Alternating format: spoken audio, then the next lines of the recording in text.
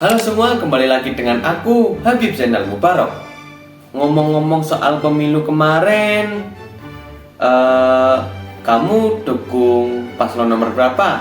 01, 02, atau 03?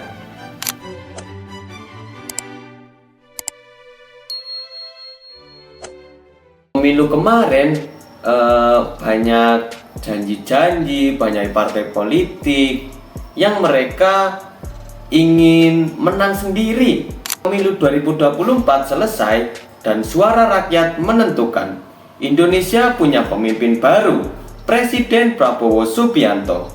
Tapi jadi presiden bukan kerja sendirian. Ibarat nahkoda kapal besar.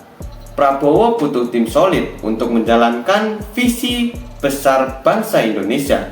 Dari situlah lahir yang namanya Kabinet Merah Putih. Sebelum itu, kalian tahu nggak sih apa itu Kabinet Merah Putih? Kabinet Merah Putih adalah nama yang diberikan oleh Presiden Prabowo untuk menterinya. Ibaratnya kayak tim utama dalam sebuah pertandingan besar. Mereka adalah orang-orang yang bertugas bantu Presiden menjalankan negara mulai dari urusan pendidikan, ekonomi, sampai pertahanan. Nama Merah Putih sendiri dipilih karena ingin menunjukkan semangat nasionalisme dan persatuan. Jadi, bukan cuma nama keren aja, tapi ada maknanya untuk rakyat demi bangsa Indonesia. Terus, ngomong-ngomong soal Kabinet Merah Putih, siapa aja sih orang yang di dalamnya? Nah, dalam Kabinet Merah Putih terdapat menteri-menteri. Yang pertama, Menteri Pertahanan, yang sebelumnya masih dijabat oleh Prabowo sendiri sebelum dilantik jadi presiden. Tapi setelah jadi presiden, kursi ini diberikan ke tokoh militer atau sipil yang dipercaya bisa menjaga pertahanan Indonesia. Yang kedua, Menteri Koordinator.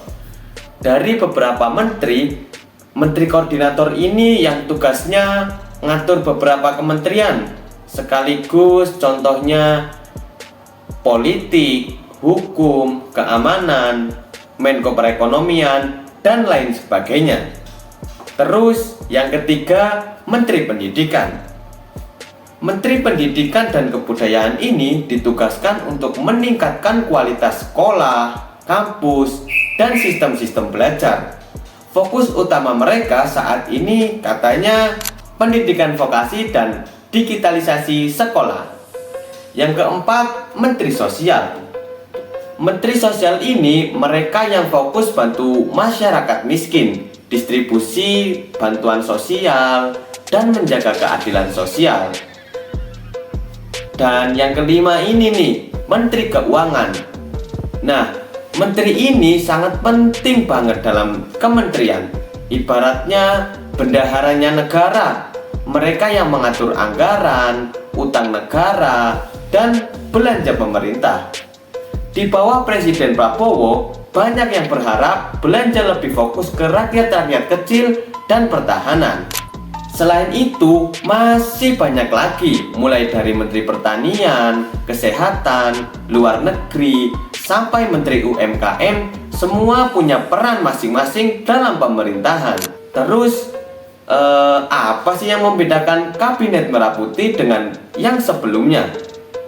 Satu hal yang menarik dari Kabinet Merah Putih adalah gabungan dari partai-partai politik. Jadi, ini bukan kabinet satu warna, tapi penuh dengan kompromi politik.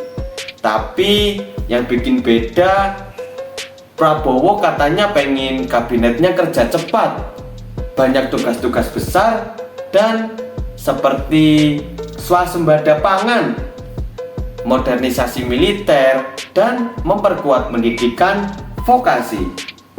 Presiden juga mendorong pemanfaatan teknologi dengan kecerdasan buatan atau yang dinamakan AI untuk meningkatkan efisiensi pemerintah.